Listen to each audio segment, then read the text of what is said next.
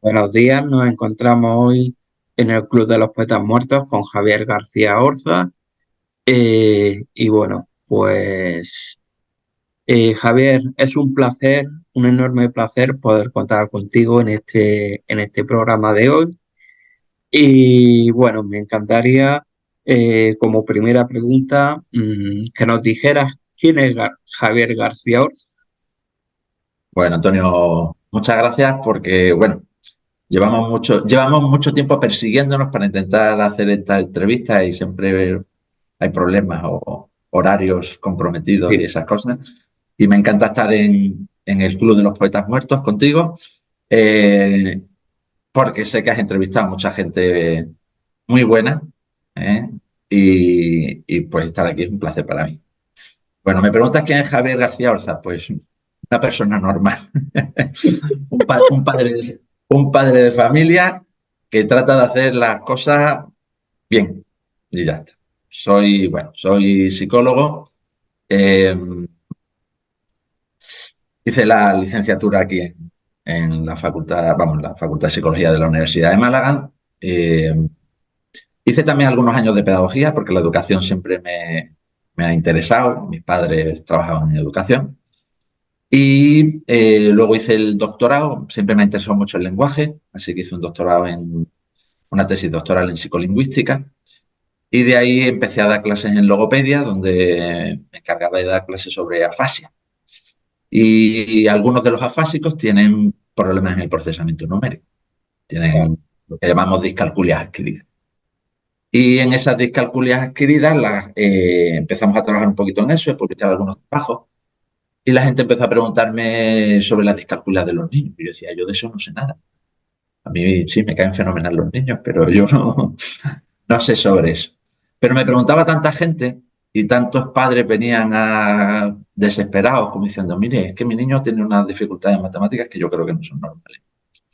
Así que empezamos a estudiar la discalculia del desarrollo como dificultad de aprendizaje y vimos bueno, que faltaban tantas cosas que empezamos a trabajar en eso. Desarrollamos un test que es la batería verde. Luego, años más tarde, con mi amiga Iwet Costa y con la colaboración de Smartick, hicimos el test de Smartick.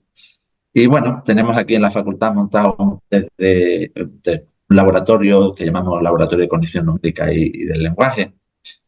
Y tenemos un grupito pequeño de doctorandos y de profes que estamos trabajando en ese tema. Y abordamos tanto investigación básica, porque yo estoy en el departamento de psicología básica y me gusta mucho la teoría y la experimentación, pero también abordamos el tema de la discalculia, y el tema de la evaluación. Últimamente cada vez más nos piden que nos metamos en la intervención, y entonces pues estamos desarrollando pequeños programas para hacer intervención. Y al final el objetivo que tenemos es, bueno, como yo digo, yo soy un funcionario, yo estoy aquí para servir, y lo que hemos visto es que en la sociedad había una carencia y hemos dicho, oye, pues vamos a tratar de cubrir esa carencia. E intentamos hacerlo lo mejor que podemos, Antonio. Eso es lo que hacemos. Ah, ¿Vale? Pues ya sabes mucho de mí. casi nada, casi nada. Claro, vamos a hablar de discalculia y lo primero que lleva este tema a preguntarnos qué es la discalculia. ¿Qué es la discalculia? Pues yo pensé que estaba muy claro. Y yo he tenido siempre, o siempre doy una definición, ¿no? Es una dificultad específica para el aprendizaje de las matemáticas. Dentro de las matemáticas, que son muy diversas, pues normalmente hacemos referencia a que una dificultad para entender las relaciones entre los números. ¿Qué relación hay entre el 3 y el 7, por ejemplo? ¿No? Puedes decir, oye, pues que uno es más grande que el otro, ¿no? Ya entre ellos hay una distancia de 4, si se juntan pueden ser 10, los puedo juntar de otra manera y entonces son 37 o 73. Entender las relaciones que se pueden establecer entre los números, que dentro de un 7 hay un 3 también, hay un 3 y un 4, dentro de 7 hay 3 elementos también, ¿no? Entender ese tipo de relaciones es lo que plantea una dificultad para los niños. Y la consecuencia directa de eso va a ser que los niños tengan muchas dificultades en el cálculo. Pero es importante remarcar que aunque se llame discalculia, no es solo un problema con el cálculo, es un problema, digamos, con la representación numérica. ¿Con qué significa el número? Y a veces nosotros decimos, cuando tú piensas en el 4, pues puedes imaginar cosas que tienen 4 patas, por ejemplo, o puedes pensar en cuatro fichas, ¿no? Pero la mayoría de las veces cuando le preguntamos esto a una persona con discalculia dice, yo me imagino el 4 escrito. Sí, los que no tenemos discalculia también nos imaginamos el 4 escrito. Pero si dejamos a nuestra mente ir un poquito más, se activan más cosas, ¿no? Y en las personas con discalculia, 4 es como una etiqueta y no tiene un significado que los lleve a la cantidad de manera automática. ¿Pueden hacerlo? Sí, si le digo, imagínate cuatro elementos, pueden imaginar 4 elementos, pero no es algo que ocurra de manera rápida y automática. Y esa falta de acceso a la numerosidad de manera automática, a qué significan los números y cómo se relacionan unos con otros, es lo que provoca la discalculia. Nosotros luego hablaremos de eso, seguramente. Decimos que tiene un origen neurobiológico, ¿vale? Es decir, hay marcadores genéticos y hay una huella, digamos, a nivel cerebral. Pero la idea es esa, es una dificultad específica para aprender qué son los números, cómo se relacionan los números entre sí. Y en el marco de niveles intelectuales normales y esas cosas que ahora ya se pone un poco en discusión, el tema de la discrepancia entre el nivel intelectual y matemática, porque se pone en la dislexia, ¿no? Pero la idea es esa, hay un problema con la representación. Y te decía al principio de la pregunta, yo siempre he tenido más o menos claro que este era el problema, ¿no? Pero hace poco estoy en un grupo internacional y Brian Butterworth, que es uno de los investigadores más importantes en el tema del procesamiento numérico, eh, y es de los que defiende esta postura, ¿no? Hay un problema en el que él llama el módulo numérico, que sería un módulo innato. Pues él tiene una postura bastante radical y dice, mira, para mí no es ni siquiera una dificultad de aprendizaje. Para mí es un problema para manejar las cantidades y ya está. Pero ahora eso, claro, tiene un impacto en el aprendizaje de las matemáticas. Pero en realidad los niños no tienen un problema para aprender, tienen un problema para manejar estas cosas. Bueno, yo creo que en realidad, si tienes problemas con las representaciones, pues todo lo que se basa en las representaciones no lo puedes aprender de Claro, ninguna no forma. puede ser. Y por tanto, al final tú dices, mira, tengo un problema en un nivel muy básico. Es decir, la discalculia es un problema en un nivel muy básico, no es un problema no es que yo no pueda hacer derivadas o integrales, o tengo problemas con los límites, ¿no? Que son matemáticas de bachillerato o de cuarto de la ESO y cosas. No, no. Si aquí el problema está en algo más sencillo, es que yo te diga 7 más 9 y necesites usar los dedos para Sí, calcular, ¿no? Porque no eres capaz de mentalmente, ¿no? Y al final, uno de los marcadores clásicos es que tú tengas dificultades para mentalmente hacer operatividad, ¿no? ¿Por qué? Pues porque te cuesta encajar de los 7 uno con el 9 y juntar un 10 y decir, pues me quedan 16, ¿no? En realidad salen 16. Pues te cuesta hacer eso mentalmente. Las personas, la mayoría de las personas con discalculia, porque hay cierta heterogeneidad, suelen quejarse de que esa es una de sus dificultades, ¿no? Que yo mentalmente soy incapaz de hacer cualquier operación, ¿vale? ¿a qué nos referimos cuando hablamos de habilidades numéricas? Bueno, lo introducí un poquito antes y claro, cuando hablamos de habilidades numéricas, las matemáticas son muy diversas, ¿no? No es lo mismo hablar de 2 más 1 que hablar de un límite o que hablar de los números negativos o hablar de las fracciones o hablar de que los números se pueden representar como un arábigo, como una etiqueta verbal, como una palabra ortográficamente, ¿no? 2, como 3, la D, la O y la S. Así que cuando hablamos de matemáticas y de números, pues los podemos representar de muchas maneras.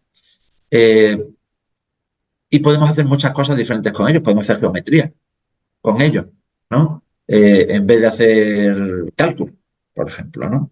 Podemos hacer muchas cosas. Entonces eso convierte las matemáticas en algo complicado y hace a la vez que cuando hay dificultades en matemáticas tengamos muchos problemas. Porque si lo comparamos con el problema de la dislexia, pues tú dices, oye, mira, el problema fundamental de la dislexia es convertir un código ortográfico en fonológico. Y ahora manejar ese código fonológico con fluidez, ¿no? Es una tarea, entre comillas, es una tarea. Sí, implica muchas cosas, pero es una tarea. Pero cuando hablamos de matemáticas es que hay múltiples tareas. Y ahora dice, vale, he detectado que este niño tiene discalculia. Tengo que hacer un programa para entrenar su operatividad.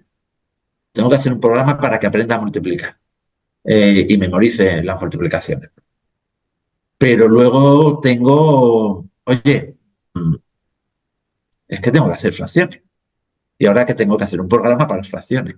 Entonces, claro, la intervención luego en discalculia es complicada. Es verdad que cuando hablamos de habilidades numéricas, hablamos de habilidades numéricas básicas y habilidades numéricas más complejas. Y a veces es un poco difuso, pero cuando hablamos de habilidades numéricas básicas, hablo de que es donde está el problema de la discalculia. Hablamos de esto que hablaba antes, ¿no? De la dificultad para manejar los números, ver las relaciones que se establecen entre ellos, hacer una operatividad más o menos básica. Nosotros hemos encontrado personas con discalculia adultas que dicen, Javier, yo me he sacado la carrera de farmacia, he estudiado muchas matemáticas. Dice, pero mi problema con las matemáticas no estaba en lo complejo, estaba en la operatividad simple. Dice, yo he tenido muchísimos problemas porque no era capaz de decirte cuánto eran 9 más 3 o aprenderme las tablas de multiplicar. Cuando me dieron la calculadora, mis problemas desaparecieron. Esto es un caso un poco particular, porque está Sí, sí. acompañado de un CI muy alto, ¿no? Pero, claro, hay en las matemáticas complejas, una parte importante de las matemáticas complejas dependen de tu CI. Y una parte de las matemáticas complejas pequeñas depende de tus habilidades numéricas básicas. Y ellos tienen el problema en las habilidades numéricas básicas. Entonces, si son capaces de cubrir con la calculadora, con algunos trucos, aspectos de esas habilidades numéricas básicas, luego son capaces de adquirir conocimientos matemáticos que dependen más de la inteligencia general y de procedimientos, y entonces acabar haciendo. Yo no voy a decir nunca que todos los niños con discalculia pueden acabar la carrera de farmacia, pero pueden acabar haciendo carreras más complejas, ¿no? Porque en las habilidades numéricas básicas dependemos de, Butterworth dice, de que existe un módulo innato. Bueno, pues dependemos de esas representaciones de qué significan los números, y sin embargo en habilidades complejas tienes un nivel de abstracción diferente y te apoyas mucho más en tu inteligencia y en ciertas reglas de carácter general. Entonces, eh, luego el enfoque en la intervención va a ir a eso, a esas habilidades numéricas básicas, que creemos que son la base del cimiento sobre lo que luego tú construirás todo lo demás. ¿Cómo se puede manifestar la discalculia? Eh, como hemos dicho antes, ¿no? Como hay muchas tareas matemáticas, pues podemos encontrar diferentes manifestaciones.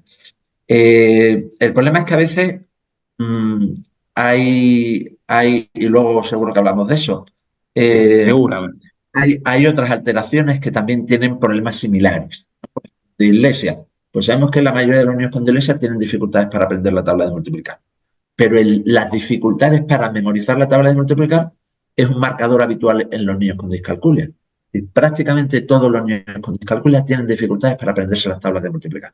Y a lo mejor no tienen problemas para aprenderse una canción, o no tienen problemas en la velocidad de denominación, cosa que los niños con dislexia sí tienen, ¿no? Entonces, las tablas de multiplicar suele ser un marcador. Otro marcador, el que hablábamos antes, ¿no? El ser capaz de hacer cálculo mental. Si lo planteo también, cómo se manifiesta la discalculia, tenemos que entender también que hay una evolución, ¿no? Es decir, el niño con discalculia en infantil y en los primeros años de primaria, pues tiene dificultades para decir, cuando hay montones de cosas, decir, oye, ¿dónde hay más? Pues muchas veces de un simple vistazo decimos, oye, aquí hay más y aquí hay menos, y al niño le puede costar más tiempo. También cuando es pequeño, el niño con discalculia tiene algunos problemas con el vocabulario numérico, y con, por ejemplo, comparaciones. Estoy más alto que o estoy más bajo, ¿no? El concepto de más bajo es como más, pero de menos, ¿no? Pues a veces el niño con discalculia se encalla ahí y tiene dificultades con ese tipo de vocabulario. En general tienen dificultades cuando están en infantil y en primaria para, ya digo, lo de decidir dónde hay más elementos y para ir aprendiendo un poco el vocabulario, tardan un poquito más que los demás en aprenderse los números arábigos. Eh, hacen algunas confusiones, como los niños con de iglesia también, en equivocar los números. Al 6 le llaman 9 y al 9 le llaman 6, o escriben a veces el 6 al revés. Bueno, eso es algo que desaparece con el tiempo y que puede ocurrir en casi cualquier niño, pero el niño con discalculia ocurre un poco más tardíamente y dura un poquito más. Luego, cuando nos metemos en la primaria, pues encontramos que ellos tienen esas dificultades con la operatividad.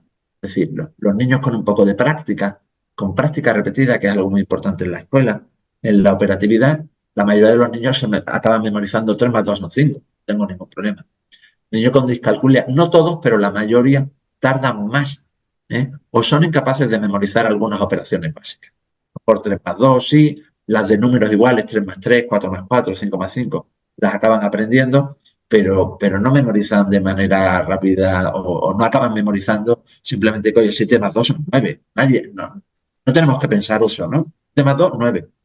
No tienes que echar los dedos, ellos tienen que echar los dedos, o debajo de la mesa escondidas cuentas, o con el pie van dando golpecitos, que es su conteo, porque, claro, se van dando cuenta de que van entrando en una edad, tercero, cuarto, quinto de primaria, en la que ya el resto de los compañeros no suelen usar los dedos y ellos siguen necesitando.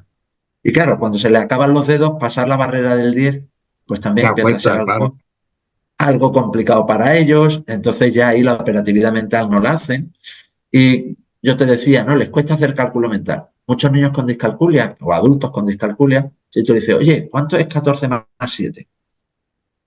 Pues yo dice, yo me imagino en el papel escrito 14, el 7 debajo del 4, ahora digo de 7 a 4, 7 a 4, 11 me llevo una, y no son capaces de, y se están imaginando eso de una manera, están haciendo el procedimiento rígido que harías en un papel, mientras que la mayoría de la gente que tiene un poco de trabajo en matemáticas diría, oye, 7 más 4 le doy 3 y le añado el 1, son 11. No me supone. Bueno, perdón, hemos dicho 14, ¿no? 14 y 7.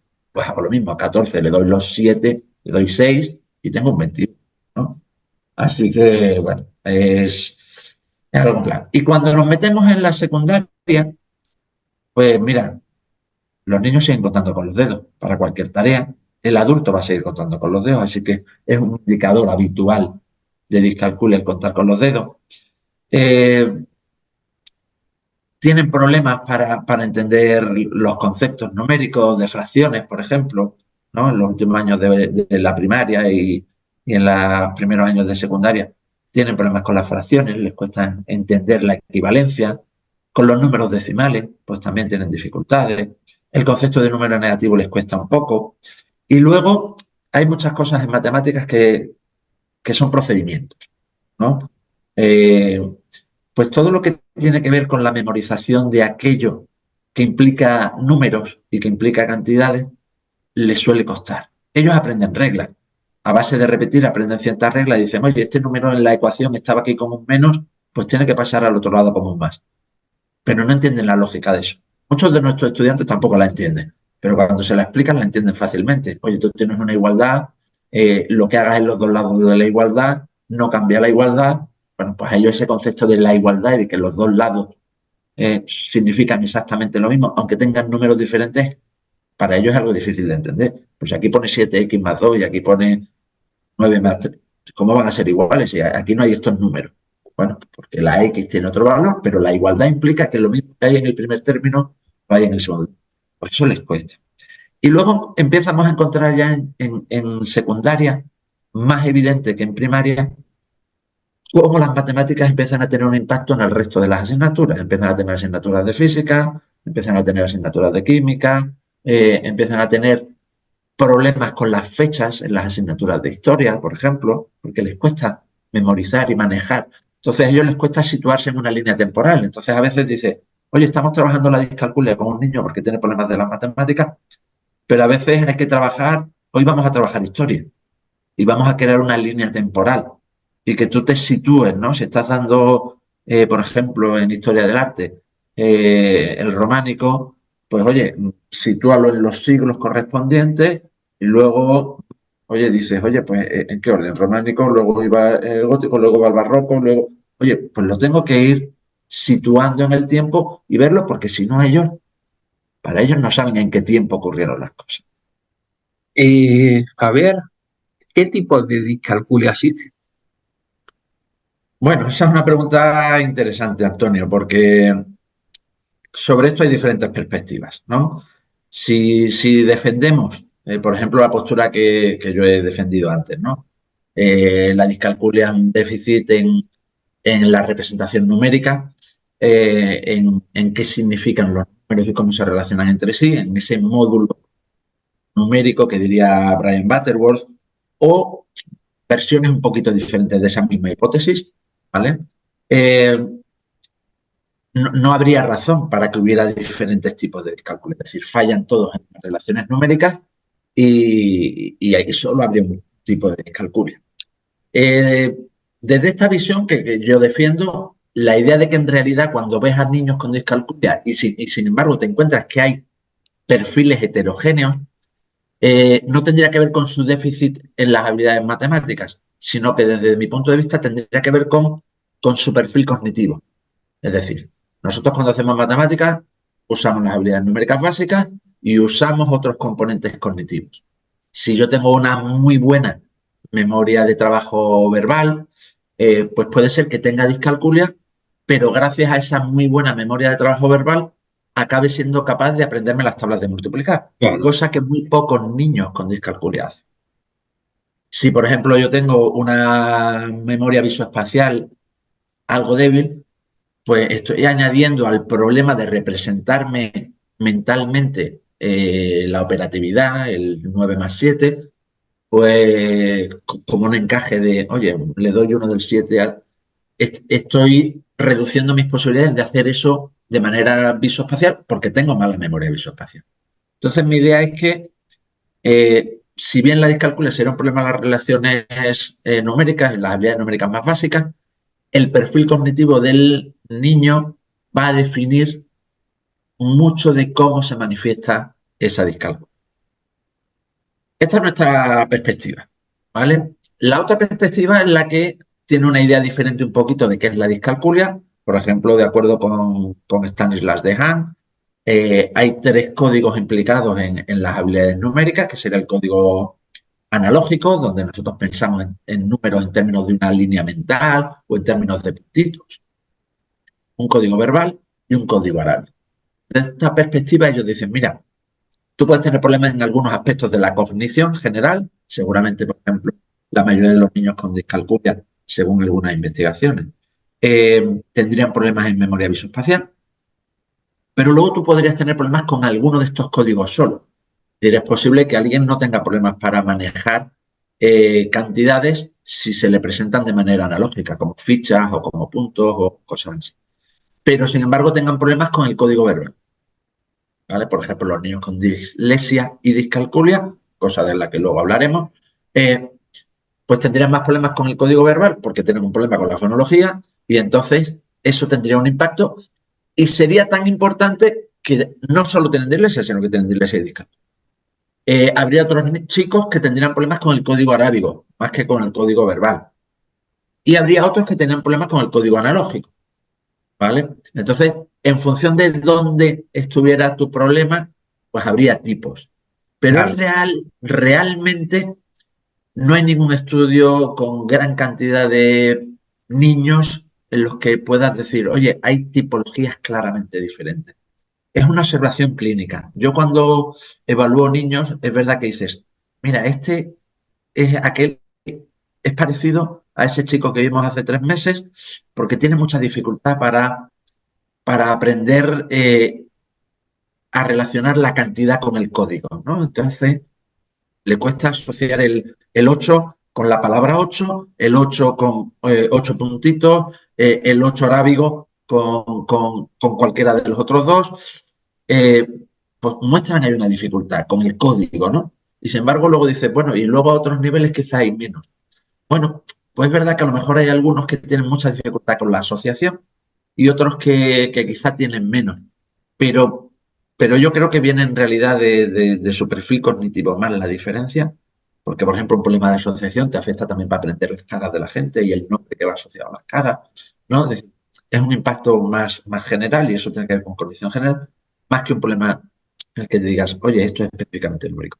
sino que desde mi punto de vista ya digo, no habría tipos, aunque No sí hay habría tipos, claro, diversidad. No claro, habría tipos, pero sí hay diversidad, ¿vale? Y la efectivamente. diversidad vendría desde del perfil cognitivo. Y esto nos lleva a otro sitio, y es que a veces cuando trabajas la discalculia, tú puedes trabajar directamente sobre las relaciones numéricas, pero en función del perfil cognitivo, te puedes plantear, oye, tengo que implementar un programa que trabaje la memoria visoespacial, por ejemplo, o que trabaje la memoria corticoverbal. Tengo que acompañarlo porque veo que hay una debilidad. Y si eso en contra fuera una fortaleza, pues sé que eso me va a ayudar y va a hacer que la sintomatología de la discalculia sea más leve. Claro. ¿Vale? Eh, ¿Tienen problemas en otras habilidades básicas los niños con discalculia? Claro, tú fíjate que esta pregunta conecta fenomenal con la pregunta anterior.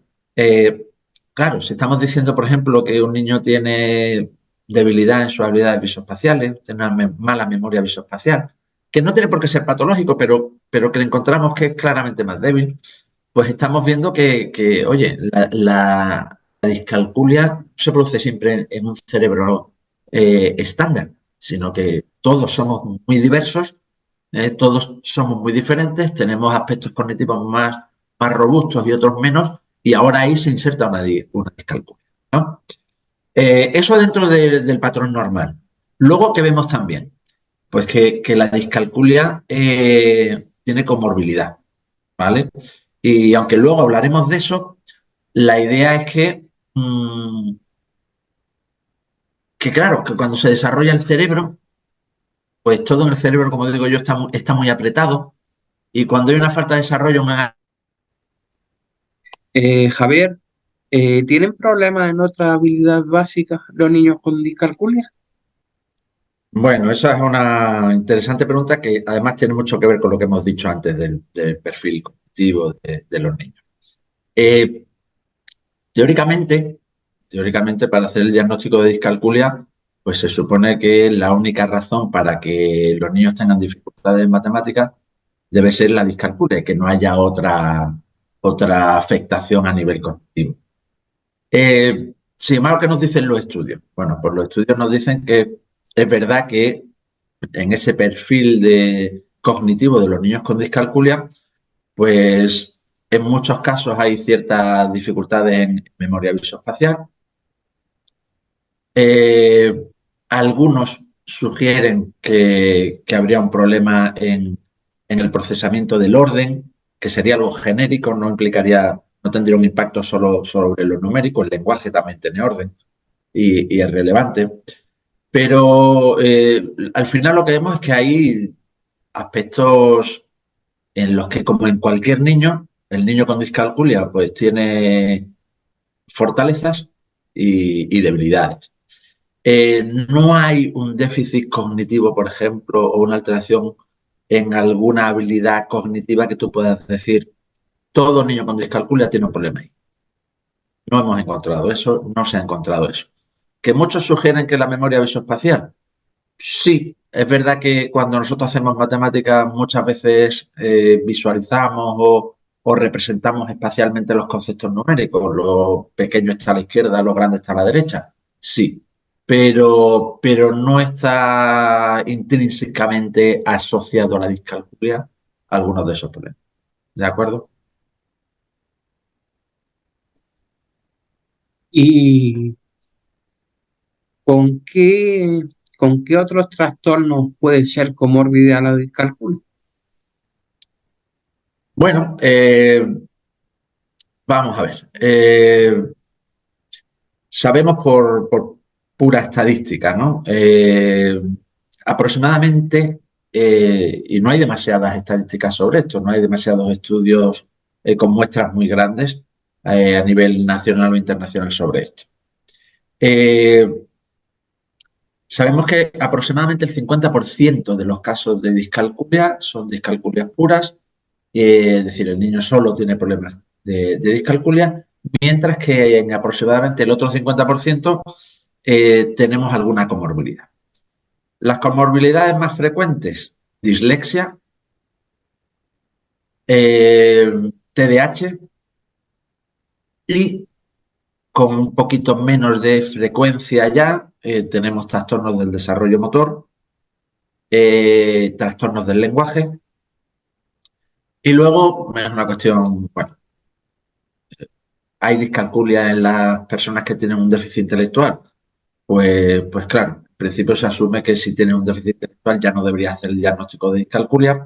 Hay algunos estudios de algunos autores que sugieren que hay niños con déficit intelectual que tienen un nivel matemático relativamente normal y otros no, y que por tanto esos que tienen dificultades en matemáticas también deberían recibir el diagnóstico de discalculia, porque hay aspectos del déficit intelectual que no tienen por qué tener un impacto directo sobre las habilidades numéricas básicas, pensando en que la discalculia es un déficit en habilidades numéricas básicas. ¿De dónde proceden las comorbilidades? Alguna gente puede pensar, oye, si dislexia y discalculia aparecen con mucha frecuencia juntos, puede ser que tengan un origen común. Eh, hay claro, esto es una cuestión de si encuentras muchas veces que un niño con discalculia tiene dislexia, pues al final acabas diciendo, oye, pues la dislexia debe originar discalculia. Deben tener ambas un origen común que acaba generando ambos problemas. En realidad la comorbilidad tiene un origen claro y está en el cerebro. Es decir, nuestras habilidades matemáticas están en el surco intraparietal, o al menos las representaciones de cantidad, ¿no? Aproximadamente por aquí. Eh, un poquito más abajo, en parietal inferior, tenemos las habilidades verbales y tenemos la conversión de los grafemas en fonemas, la activación de los sonidos, del lenguaje. Entonces, si por culpa de un mal desarrollo, digamos, o no es decir un mal desarrollo, es un mal desarrollo, pero no es una malformación, quiero decir, Sí, sí, esta sí. zona del cerebro se desarrolla con menor precisión en el niño con discalculia. Si la zona que se afecta es solo el surco intraparietal, pues tiene solo discalculia. Pero si esa zona que se infradesarrolla es un poco más amplia, pues puedes tener dislexia y discalculia. Si es más amplia todavía, hacia adelante tenemos la zona atencional visual. Entonces puedes tener componentes de atención visual dañados. Y si vas un poquito más hacia adelante, tienes área premotora, con lo cual puedes tener el componente de dificultades motoras asociadas a la discalculia. Y si seguimos en el parietal inferior, vamos un poquito más hacia abajo y el daño es un poquito más importante, en vez de tener dislexia, puedo tener el trastorno del lenguaje, ¿no? Entonces, la comorbilidad tiene que ver con la proximidad anatómica de esas zonas, pero no hay a nivel cognitivo que haya 50% de niños que solo tienen discalculia. Lo que sugiere es que lo que se afecta es lo que tiene que ver con las matemáticas. Y que en realidad lo que suele ocurrir no es que haya algo que se altera y que tiene un impacto sobre la dislexia y sobre la discalculia, sino simplemente que las zonas del cerebro que se encargan de ambas funciones están tan próximas que es relativamente frecuente que si una no se desarrolla la otra tampoco lo haga. Y de ahí la comorbilidad, es decir, cuando hay fallos o hay un infradesarrollo de la zona parietal, aparece algo que nosotros le llamamos el eh, síndrome de Gershman infantil, ¿no? Y son niños que tienen problemas con la escritura, con la orientación espacial, con el conocimiento de los dedos, problemas con el cálculo. ¿Por qué? Porque esas zonas, en la zona parietal anterior, superior, están próximas. Entonces se produce ese síndrome junto. ¿Qué es más abajo? Pues tienes dislexia y discalculia. ¿Que tienes suerte y es una zona más delimitada, surco intraparietal solo? Pues tendrás solo discalculia. Así que, claro que hay comorbilidad. Cuando hay comorbilidad, entre comillas, la intervención es más costosa porque no te puedes apoyar en unas fortalezas, por ejemplo, verbales, si el niño tiene dislexia. ¿eh? Pero, bueno, en cualquier caso, lo que hay es lo que hay, ¿no? Y si hay comorbilidad, pues hay que trabajar dos aspectos y es más duro para el niño, sí. ¿Cuáles son las causas más claras de para tener discalculia? ¿Hay una Bueno, causa genética, por ejemplo, como hay, la hay dislexia? Sí, sí. No, es verdad que no están identificados los genes, porque en realidad es un grupo de genes muy diversos. Es un grupo muy diverso de genes que se encargan del desarrollo de estas zonas parietotemporales.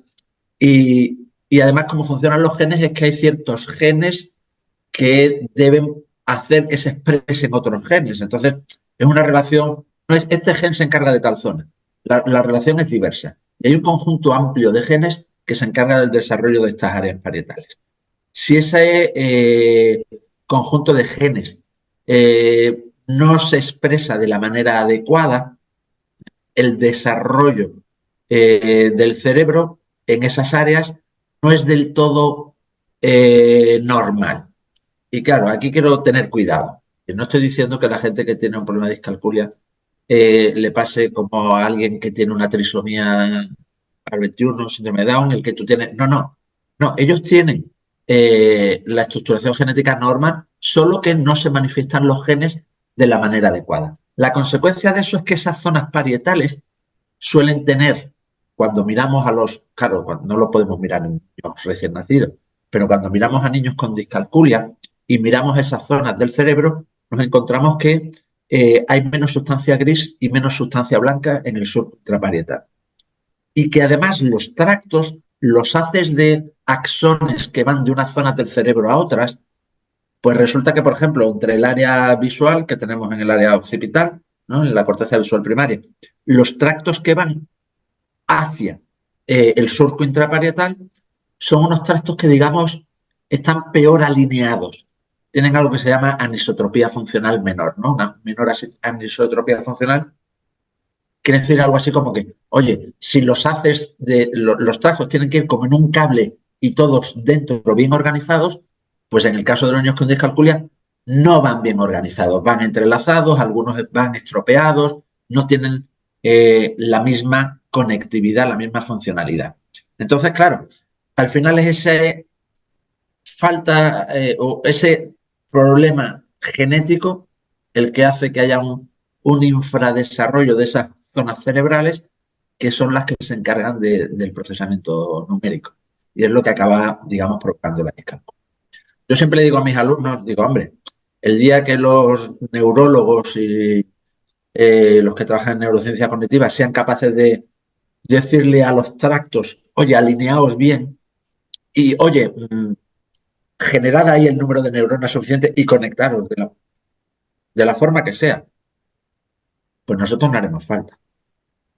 O sí, en realidad haremos falta siempre, porque lo que nos dicen los estudios que trabajan con el cerebro es que, oiga, nosotros podemos dar un fármaco, nosotros podemos hacer una estimulación eléctrica transcraneal, una magnética, pero para que funcione bien necesitamos que el chico o el adulto con una lesión esté trabajando en eso que quiero mejorar. ¿Qué quiere decir eso? Que si vamos a acabar en un futuro muy lejano, hay implantes neuronales, cuando se ponga ese implante, para que esas neuronas hagan su función, necesito que el chico se ponga conductualmente a hacer las tareas.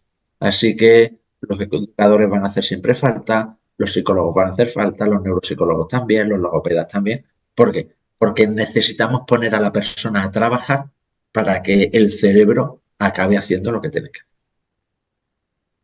Entonces la causa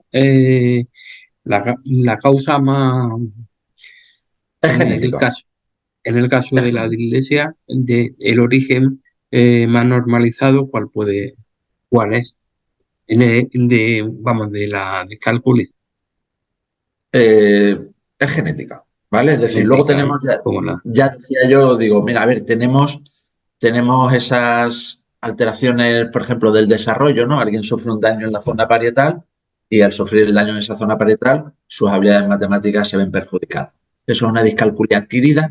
Y luego es verdad que puede haber algún componente no genético, pero sí perinatal. Es decir, algunos niños que tengan algún problema, por ejemplo, en el momento del parto, normalmente las anosias suelen afectar más a áreas occipitales, pero pueden afectar a zonas parietales. Entonces, un problema en el parto puede acabar provocando que haya una hipofunción en esas zonas parietales. Y si tenemos una hipofunción ahí, pues entonces vamos a tener una discapacidad.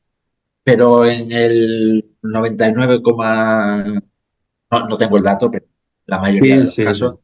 es un problema de origen genético. Y de hecho lo vemos. Es decir, hay estudios que nos dicen, oye, este chico tiene discalculia. Si preguntamos en su familia, encontramos que las madres en más del 50% tienen discalculia, los padres en un poquito menos del 50%. Y prácticamente la mitad de los hermanos van a tener también discalculia, como ese. Eh, ¿Cómo se sienten las personas que tienen discalculia? ¿Cómo se pueden sentir? Pues mira, Antonio, esa es una pregunta fenomenal. ¿Por qué? Porque normalmente, y a mí me pasa, es decir, yo cuando me he planteado en mis orígenes qué pasa con la discalculia, como científico y como psicólogo cognitivo, pues voy a los aspectos cognitivos, ¿no? Y voy a la atención, voy a la memoria, voy a las habilidades numéricas básicas. Pero claro, cuando empiezas a tratar con niños con discalculia, te das cuenta del sufrimiento que tienen, ¿no? Porque imagínate que tú eres un chico normal, ¿no? Medio en clase. Pero empiezas a darte cuenta de que en clase de matemáticas, cuando explican algo, todo el mundo se entera y tú no. Y miras alrededor y dices, oye, hasta el que los niños se conocen entre todos, ¿no? Que están en un aula y dices, yo creo que el menos listo de la clase es Paco. Paco se entera de esto y yo no me entero. Joder, pues yo soy más tonto que Paco. Y además, como tenemos asociadas matemáticas a inteligencia, claro, el niño que dice, oye, soy muy malo en matemáticas, debo ser tonto.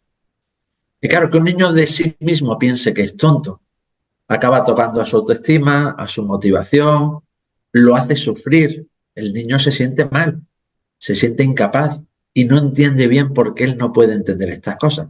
Y como Efecti- además el término de discalculia no está muy popularizado, efecti- pues resulta que no se le ocurre pensar, a lo mejor tengo esto que, y aquel tiene dislexia, no pasa nada, yo tendré discalculia. No, no pasa eso. ¿Vale? Entonces, hay sufrimiento, hay un niño que lo está pasando mal, que no entiende lo que le pasa y ellos muchas veces cuando hacemos el diagnóstico lo ven como una liberación, tanto el niño, porque entiende que es un déficit relativamente acotado a un área y que las inteligencias son múltiples. Él no deja de ser inteligente, solo que en un área concreta tengo especiales dificultades. Cuando reciben esa información, para el niño suele ser una tranquilidad. Pero muchas veces nos encontramos con niños en secundaria que todavía no han recibido el que diagnóstico todavía no y han que llevan, recibido. claro, porque a veces el diagnóstico se hace demasiado tardíamente y son niños que llevan muchos años sufriendo o son niños que directamente ya han tirado la toalla en todo lo escolar porque dicen que soy malo en matemáticas, ya me desmotiva. Pues ya me desmotiva para todo lo que tiene que ver con eso. Ya no voy feliz al colegio porque estoy en clase de matemáticas y tengo altos niveles de ansiedad. No quiero que me saquen a la pizarra porque quedo en evidencia. Simplemente escucho al profesor explicar la lección y me pongo nervioso, me sudan las manos. Pero los niños con discalculia te dicen eso. Hay otro problema que es la ansiedad a las matemáticas. La ansiedad a las matemáticas muchas veces va ligada a la discalculia, pero otras veces es solo ansiedad a las matemáticas. Es una reacción de ansiedad ante una situación que ha sido negativa en la clase de matemáticas. Pero no la puede tener, de hecho, un niño que no tenga discalculia. Pero esa ansiedad es muy dañina. Es decir, siempre nos gusta pensar que los centros educativos tienen que ser un lugar donde el niño se encuentra cómodo, feliz, porque eso va a facilitar su proceso de aprendizaje. Si tú en clase de matemáticas estás rumiando, que no me saquen, que no me saquen, por favor, que no me saquen, uf, no me entero, no me entero, no me entero, no hay aprendizaje posible. Y entonces Evidentemente. le sumas al problema de discalculia el que durante la clase de matemáticas el niño está sufriendo y no atiende. Entonces, estamos aumentando el problema. Entonces, ya te decía yo que al principio, ¿no? Que sí, yo me fijaba mucho en los aspectos cognitivos, pero ahora siempre pienso, oye, junto a la intervención que tenemos que hacer en el aprendizaje de las matemáticas, tenemos que hacer una pequeña intervención en aspectos psicoemocionales, ¿no? Eso, Ver cómo se eso, encuentra el eso te iba a preguntar, que en el caso de un niño que tiene discalculia, ¿cómo se interviene con él?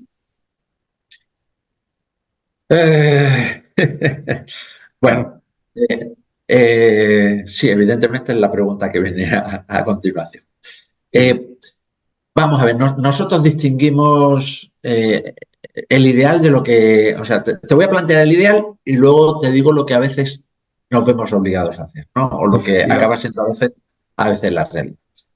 Vamos a ver. Es decir, nosotros tenemos el aspecto cognitivo y el aspecto emocional. Y a veces el aspecto del entorno, ¿vale? Nosotros tenemos que trabajar sobre el entorno.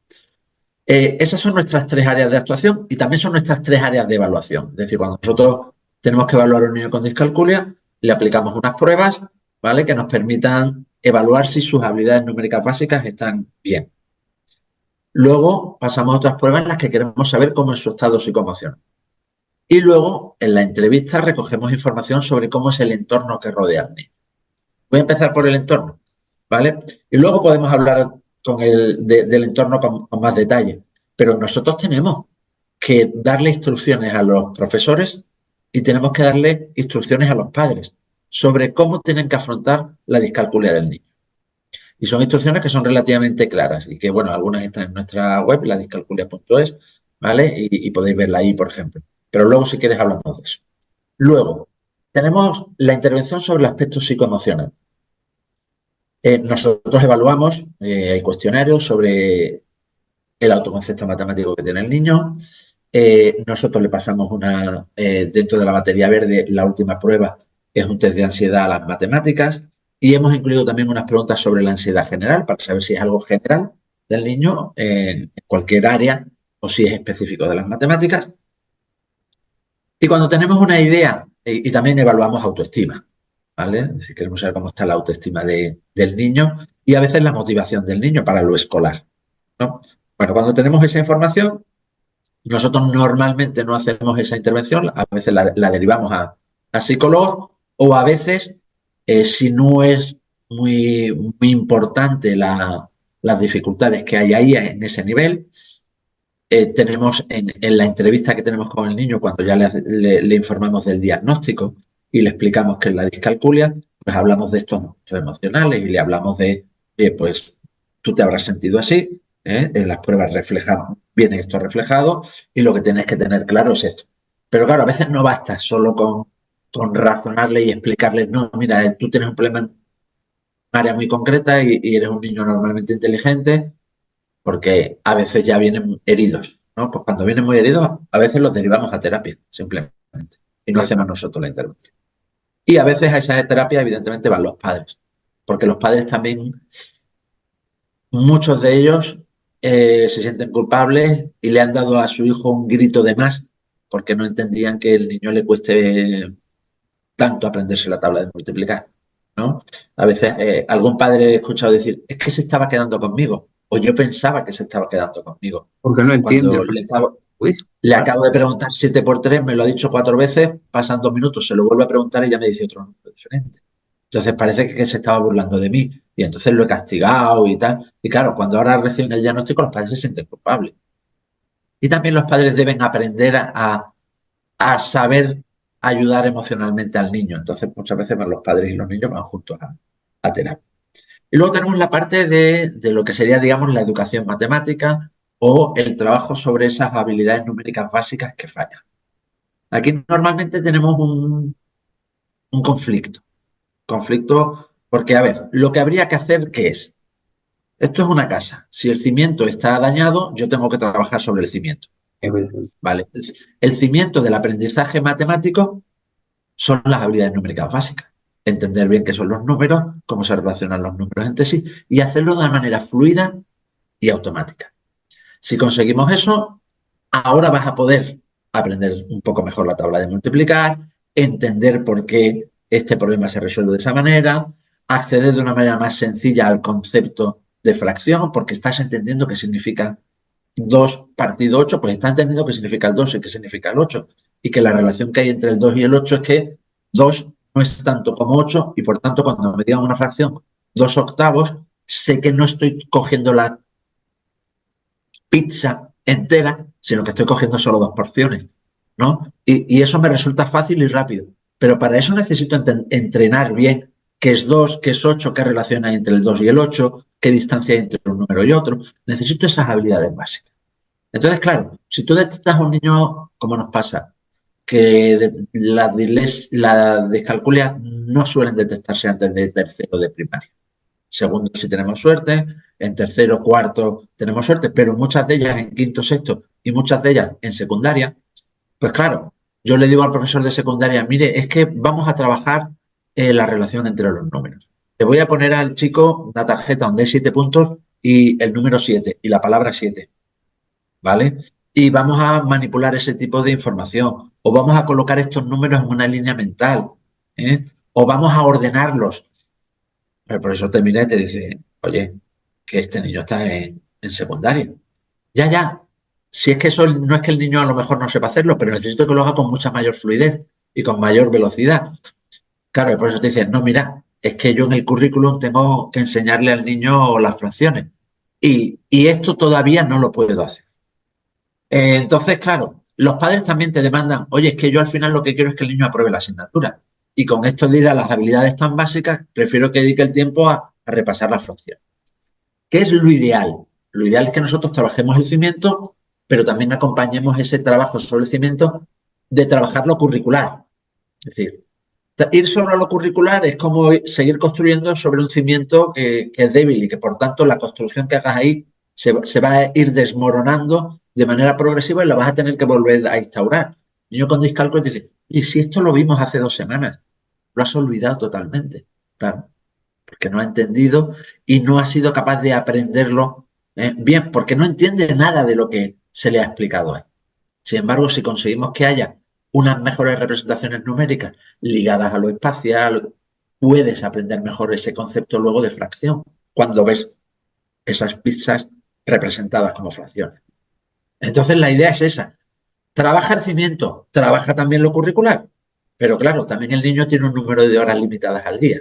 Entonces, nuestra recomendación es, oye, trabaja el cimiento 20 minutos al día, puede ser suficiente, o trabaja lo curricular, que a lo mejor necesitas 40 o 50 minutos, depende de... Pero no queremos tener al niño 3 horas diarias machacándolo en matemáticas. Pero sí queremos que sea un poquito todos los días, ¿vale? Y luego tener planes claros. Es decir, cuando nosotros diseñamos un programa de intervención, los programas de intervención tienen que ser bastante concretos y específicos. Vamos a trabajar aquí las representaciones básicas de cantidad. Pues oye, vamos a trabajar esto. Tenemos una serie de tareas y hay unas metas o objetivos que alcanzar. ¿Vale? Pues oye, normalmente las metas son relativamente fáciles de establecer porque las establecemos por complejidad. Oye, primero quiero trabajar números hasta el 4 o el 5, que es el rango de subitización, el rango de lo que eres capaz de una mirada conocer. Y quiero que seas muy rápido y muy automático dándote cuenta si hay 4 elementos o 3 elementos. Y que me digas aquí hay 4 y aquí hay 3. Y luego seas capaz de eso representártelo en tu cabeza. ¿Vale? Pues ese es un trabajo inicial sobre cantidades pequeñas que necesitas hacer. Luego, ¿qué vas a hacer? Vas a evolucionar y vas a usar patrones. Y vas a decir, oye, voy a usar ahora patrones más complejos que también me permitan un reconocimiento rápido. El patrón de 6 de un dado, tú ves el dado y dices, ahí hay 6. Pues quiero que eso tal, de manera que yo el 6 también me lo pueda representar en mi cabeza como ese patrón de 3-3 fácilmente. De esa manera voy a permitir al niño hacerse más amigo de los números y que en su cognición esos números fluyan de una manera mejor. Y ahora voy a ir a los números de 2 cifras. Es decir, vas evolucionando por complejidad. Los programas para trabajar el valor de la posición, es decir, la sintaxis de los números arábigos, ¿no? Y cómo se transforman a verbal. Pues eso requiere un programa específico, pero antes ha ido el otro y ahora viene este. Y este, pues tiene unos objetivos, primero unos pasos, luego va otro. Y así vamos escalando, vamos escalando.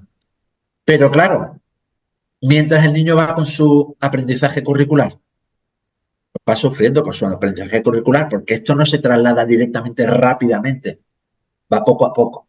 Pero necesitamos hacer ese doble trabajo y eso sería el ideal. Es decir, hacer ese doble trabajo en que trabajamos habilidades básicas, pero también vamos complementando, que lo puede hacer el profesor particular o que lo puede hacer el... Pero vamos complementando también a nivel curricular porque al final que el niño mejore en matemáticas rápidamente es lo que todo el mundo o lo que el sistema educativo quiere. Pero en realidad lo que deberíamos querer es que el niño aprenda de verdad. Efectivamente.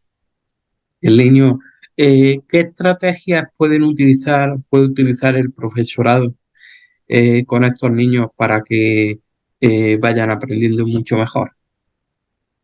Mira, ahí yo creo que cuando hablamos del profesorado, bueno, mi madre era profesora, mi padre también lo fue unos años, y luego el orientador, o sea que la educación, y yo tengo mucho respeto por los profesionales de la educación.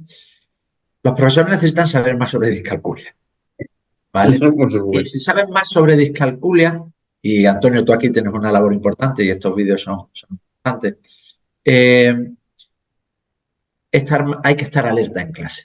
Yo siempre digo, nadie conoce mejor a un alumno más que el profesor que pasa con ellos muchas horas en primaria, incluso en infantil.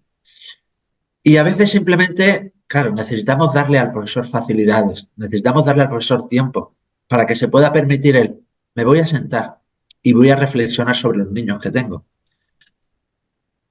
Y si hacen perdón, y si hacen esa reflexión, ellos mismos van a decir, este chico tiene un problema en matemáticas.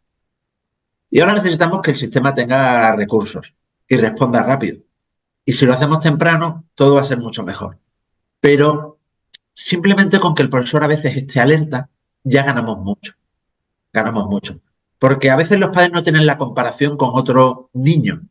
Si son familias de varios hijos, sí, pero cada vez las familias de varios hijos son menos y solo el segundo se beneficia de que los padres han tenido el primero y han dicho, oye, es que este segundo hijo nuestro tiene unas dificultades que el primero no tenía. Entonces, si los padres están alerta, nos van a permitir la detección más. Y ahora en el plano de la intervención. Hay adaptaciones que el profe generalista, vamos a decir, está en clase todos los días con los niños, puede hacer. Algunas de esas, ya digo, las tenemos también en la web y que son relativamente sencillas. Es decir, bueno, lo de darle tiempo es lo que todo el mundo piensa, darle un poco más de tiempo en las tareas, pero, por ejemplo, permítele, incluso en cursos avanzados, que el niño disponga de material manipulativo para representar las situaciones matemáticas que tú le planteas. El niño puede tener un problema de 150 ovejas y 15 gallinas, bueno, o 5 gallinas. Bueno, pues el niño no va a representar a lo mejor con fichitas las 150 ovejas, pero plantear una situación análoga le permite darse cuenta de qué relación existe entre esas cantidades o qué relación debe establecer luego entre esas cantidades. Entonces, tener material manipulativo a mano, muchas veces lo tienen ahí en un tupper metido y no se les anima a que lo usen. El niño con discalculia aprende mucho mejor con material manipulativo y con la representación in situ de las situaciones matemáticas, ¿no? De los problemas matemáticos. Entonces, usemos material manipulativo con él.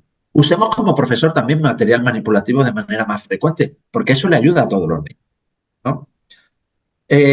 Luego, por ejemplo, una cosa muy tonta, un detalle muy tonto. Es verdad que normalmente en primaria se usa, pero en secundaria a veces no. Use papel cuadriculado, que el niño use papel cuadriculado, ¿vale? Y que vaya encajando los números en su sitio. ¿Por qué? Porque cuando trabajamos el valor de la posición, sabemos que para hacer sumas con números que tienen diferentes dígitos, centenas frente a un número son 2 dígitos, tienes que ordenar los números correctamente. Y en la cuadrícula te ayuda a mantener un orden, ¿no? Pues esa organización, que es un detalle tonto, a veces los niños llegan en secundaria y están usando hojas en blanco y te dicen, conviene seguir usando material cuadriculado. Y además el material cuadriculado te permite también representar con los cuadraditos situaciones de problema. Si no tienes el manipulativo, lo puedes representar gráficamente. Otra ayuda. No decimos en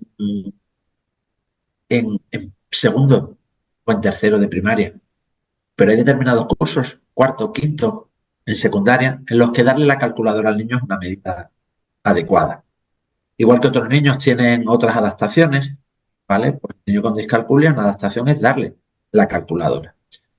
No digo dársela en segundo y en tercero. En segundo y en tercero, ¿qué decimos para el niño con discalculia? Los niños con discalculia nosotros siempre los animamos a que se aprendan las tablas de multiplicar. ¿Qué suele pasar con la mayoría de ellos? Que se aprenden la del 2 y la del 3, a veces mejor, a veces peor, pero las de 7, 8 y 9 no las dominan. Por mucho esfuerzo. Es decir, yo siempre digo, una pregunta que le hago siempre en la entrevista a los padres, ¿habéis estudiado con él las tablas de multiplicar? ¿No? Habéis estado machacando una tarde entera la tabla del 7, ¿verdad? Al día siguiente, a la mañana siguiente, cuando ya por la tarde noche parece que por fin se la había aprendido, a la mañana siguiente le vuelves a preguntar y parece como que no habíais hecho ningún trabajo. Pues eso es un indicador de discalculia, ¿vale? Esa, yo lo he trabajado y aún así se me va, no se me queda, ¿no? Bueno, pues no tenemos que hacer sufrir al niño, lo intentamos, que aprenda unas cuantas. ¿Y luego qué le vamos a hacer? Pues el niño con discalculia nosotros creemos que es bueno que tenga su cartulinita plastificada con sus tablas de multiplicar al lado en clase. Y cuando haya un ejercicio de multiplicaciones, él la pueda mirar y coloque el resultado correcto. De mucho hacerlo acabará aprendiendo algunas más. Sin darse cuenta, aprenderá algunas más. Pero es que no las va a aprender. Entonces, hacerle perder el tiempo, machacarlo con el aprendizaje de las tablas de multiplicar, es una cosa que no tiene sentido. ¿Vale? Entonces las tiene ahí y él las consulta, no pasa nada. Y añadido, igual que tienen las tablas de multiplicar, yo hay algo que mi profe de matemáticas le llamaba chuletarios, ¿no? Es frecuente o es bueno que el niño tenga una hoja en la que se describe el procedimiento de cosas que él está aprendiendo. ¿Qué tengo que hacer cuando sumo números que tienen diferentes cifras? Paso 1. Coge el número mayor, el que tiene más dígitos, escríbelo en la parte de arriba. Ahora, justo debajo, alineado a la derecha, escribe el siguiente número que tenga menos cifras. De manera que vayan alineando. Ahora, suma las unidades, que es el número de la derecha. Venga descrito el procedimiento. El niño empieza mirándolo y luego habrá trozos que no necesitará mirar, ¿vale? Pero que tenga ese material no es malo y que lo tenga incluso en los exámenes, ¿vale? En la vida adulta, luego él irá a una calculadora, irá a un sitio donde se describen unos pasos. Seguir unos pasos de manera correcta ya es un aprendizaje en sí mismo importante. Sobre una tarea matemática, ser capaz de seguir unos pasos sin equivocarte ya es una tarea importante. ¿Vale? Y si el niño no va a memorizar eso o le va a costar mucho, no es necesario forzarlo a eso. Entonces, el niño tiene que tener ese tipo de adaptaciones en el aula normal y seguirlas. Y ese material lo habrá preparado en la clase de apoyo con el profesor, ¿vale? Si trabaja en la clase de apoyo fuera, mi recomendación o lo que le pido al profesor de apoyo es que lo prepare para su vida diaria en la clase normal. Y luego que trabaje las habilidades numéricas básicas con un programa bien delimitado en la que el niño vaya avanzando progresivamente y vaya mejorando sus representaciones de cantidad. Y luego lo vaya aplicando progresivamente a operatividad, a conceptos matemáticos más complejos como el de fracciones, decimales, etcétera. ¿Vale? Para todo eso necesitamos que los profesores tengan una buena formación en discalculia. Necesitamos también generar más materiales. Estamos ahí intentando hacer más materiales y somos en principio casi siempre de filosofía abierta, que hagamos lo compartimos. Pero hay muy buenos materiales por ahí. Hay partes, por ejemplo, de algunos programas tipo ABN. ABN trabaja muy bien la descomposición. En otros aspectos a lo mejor me gusta menos, pero el trabajo de descomposición que se hace en ABN es un trabajo muy bueno. Pues oye, coge esos materiales y puedes aplicarlos al niño con discalculia. En general hace falta un poco más de formación en el profesorado. Y nuestra idea y nuestra labor es que seamos capaces desde la universidad, de los centros de investigación, las asociaciones, el ser capaz de conectarnos todos y que esos materiales se puedan usar, que al final el objetivo de todo es el mismo. Cuando hacemos una intervención, lo que queremos es que sea mejor. Efectivamente. Javier, ¿qué deben hacer los padres para trabajar con un niño con discalculia? ¿O qué pueden hacer los padres con su niño con discalculia para que en la casa? Bueno, a ver, en realidad, esto es como todo, Antonio. Al final, el problema es para los padres. Es decir, Sí, si tienes un hijo con discalculia, el que va a tener que lidiar y enfrentarse a muchos problemas son los padres. El que más sufre es el hijo pero al final los padres, pues ya sabes que son los que más van a sufrir el tema, ¿no? Bueno, hay muchas cosas que les podríamos decir a los padres, ¿no? Mm, sobre qué deben o qué pueden hacer. Yo empiezo siempre por una, y es que Lo primero que tienen que hacer es no culpabilizarse. Es decir, muchos de los padres cuando les damos el diagnóstico se llevan las manos a la cabeza y dicen, es que yo al niño le he pegado muchos gritos, le he dado muchos gritos porque es que no se enteraba de las cosas y yo pensé que era porque no me atendía, porque pasaba de mí. Y ahora, claro, usted me está diciendo que es que tiene una dificultad específica, que tiene discalculia y claro, ahora me siento mal, ¿no? Y creo que no he hecho las cosas, he perdido la paciencia con él muchas veces, ¿no?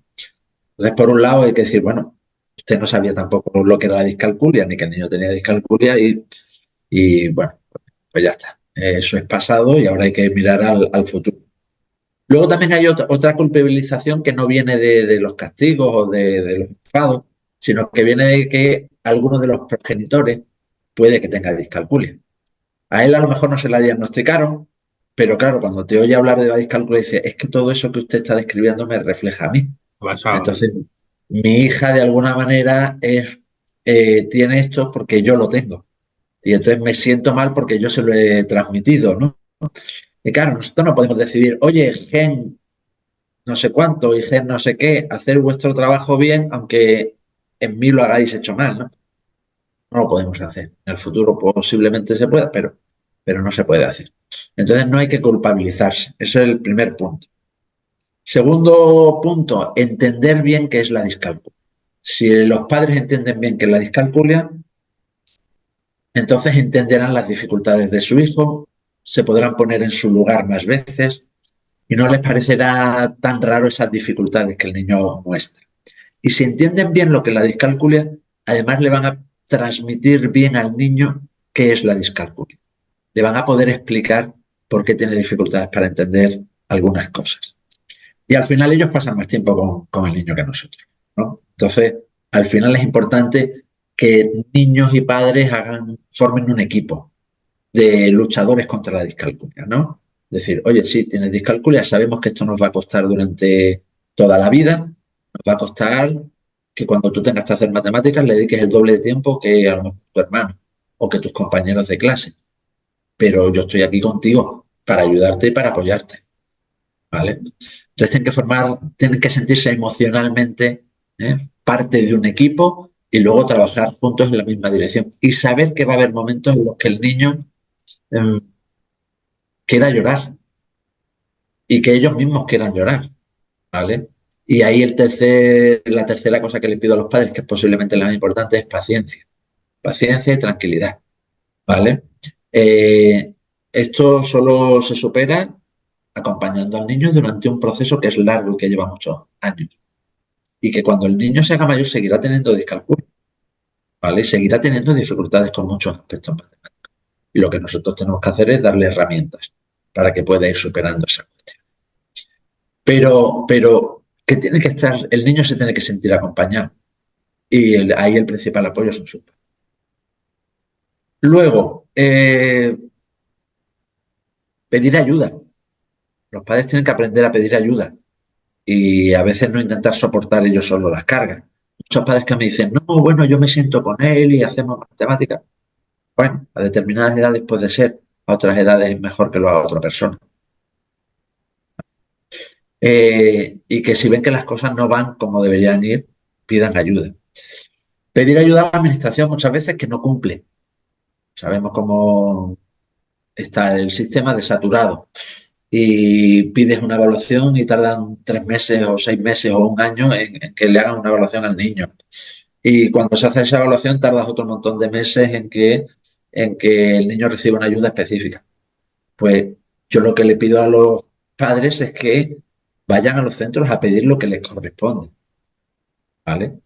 Que a veces el sistema no lo favorece y tenemos que ser los terapeutas y los padres los que estemos sacándole la normativa a los centros y pedirle a la administración educativa que cumpla con sus obligaciones. Eh, en el fondo, en realidad, se trata de incorporar a la administración al equipo ese de lucha contra la discalculia. Pero hay veces que hay que exigir, hay que exigir. Entonces, los padres no tienen que ser no digo que tengan que ir a manifestarse todos los días delante de un colegio, Sí, sí, sí. pero no deben ser timoratos y pensar, bueno, como esto está en manos del colegio, yo me desentiendo. No, evidentemente. no te desentiendas. Y luego ¿Vale? un diagnóstico precoz hace mucho.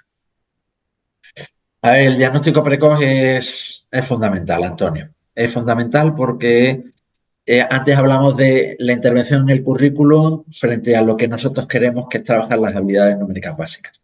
Si nosotros hacemos detección temprana, ellos están trabajando las habilidades numéricas básicas en su currículum, cuando el niño está en primero de primaria, en tercero de infantil. Entonces, podemos hacer que en realidad sea una sola cosa y no tengamos que trabajar dos. Y podemos hacer que si sentamos ese cimiento tempranamente, pues claro, el castillo, la casa se va a construir de forma mucho más sólida. Así que la intervención temprana evidentemente es fundamental. Pero ojo, a veces pensamos, ¿se hace intervención temprana y se acabó el problema?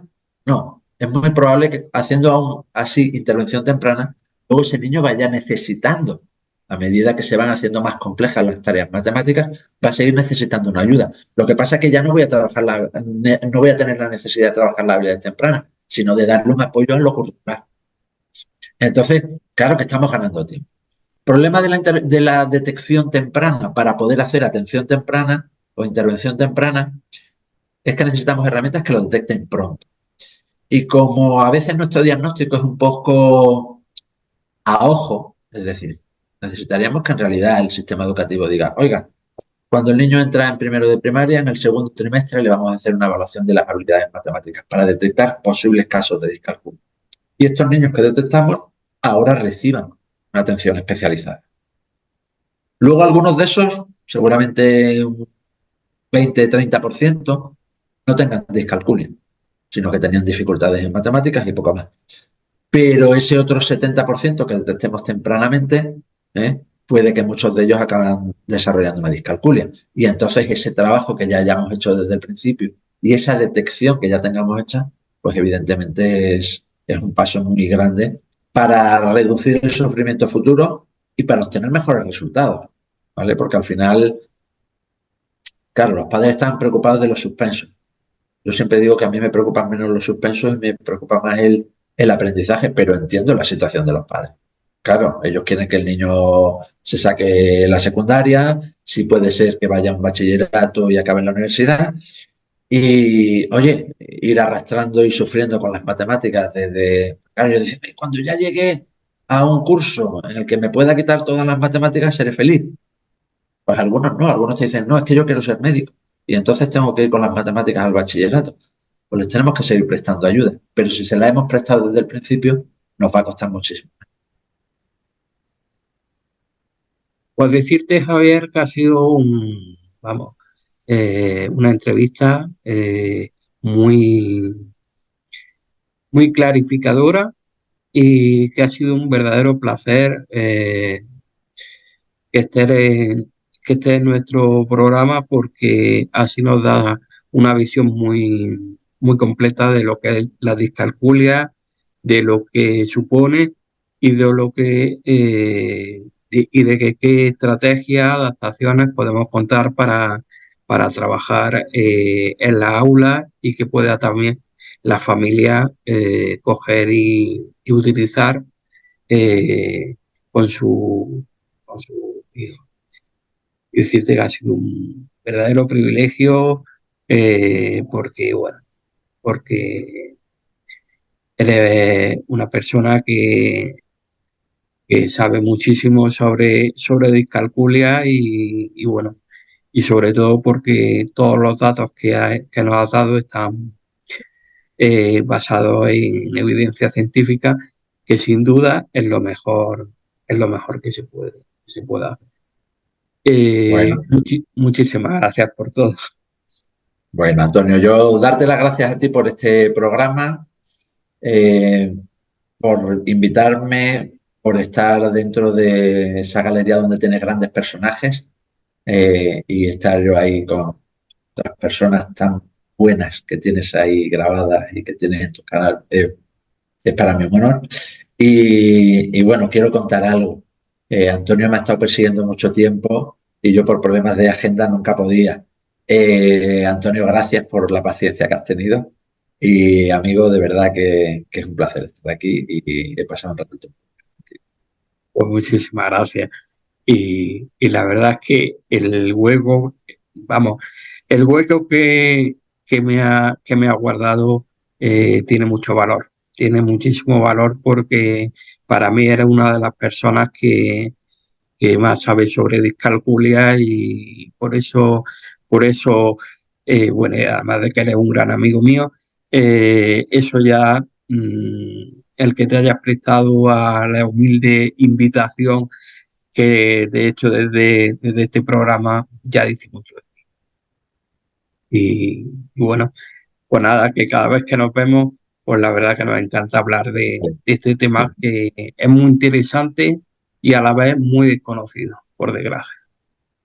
Pues sí. Muchísimas gracias, Antonio. Muchísimas gracias a ti. Que nos veamos pronto. Que nos veamos pronto.